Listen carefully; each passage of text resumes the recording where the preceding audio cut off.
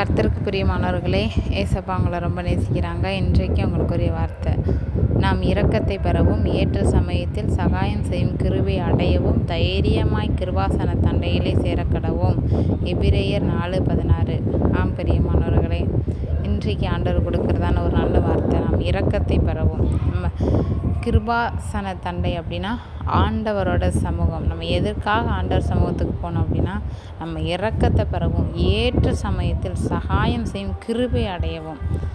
அப்படின்னா நம்ம தைரியம் ஆண்டவர் சமூகத்துக்கு போகணுமா? எதற்காக அப்படின்னா நம்ம இறக்கம் அப்படின்னா நமக்கு மற்றவங்க கண்களில் ஏற்படுகிற தயவு தான் இறக்கம். ஆனால் அந்த தயவு மனுஷங்க கண்களில் கிடைக்கிறத விட ஆண்டவர் கண்களில் கிடைக்கிறதா நமக்கு அது பெரிய பாக்கியம். கிருபை அப்படின்னா நம்ம ஒவ்வொரு நாள் இருக்கிறதே அவரோட கிருபை. அப்படி தானே இந்த உலகத்தில் எத்தனையோ பேர் இருக்கிறாங்க பலவீனமாக. ஆனால் நம்ம இன்னைக்கு பலனாக இருக்கிறோம் அப்படின்னா அது ஆண்டவரோட கிருபை. அதனால தான் நம்ம என்ன பண்ணுறோம் அப்படின்னா அனுதினமும் ஆண்டவரை தேடுறாமா. அதற்காக மாத்திரம் இல்லை, ஆண்டவர் நமக்காக ஜீவனே விட்டார். அதை நினச்சி அவரோட அன்பை நினச்சி ஒவ்வொரு நாள் அவர் சமூகத்துக்கு நம்ம வரும்போது நமக்கு கிடைக்கிற ஆசீர்வாதம் அவரோட கிருபையும் அவரோட இரக்கமும் நமக்கு கிடைக்கும். God bless you. ஆமென்.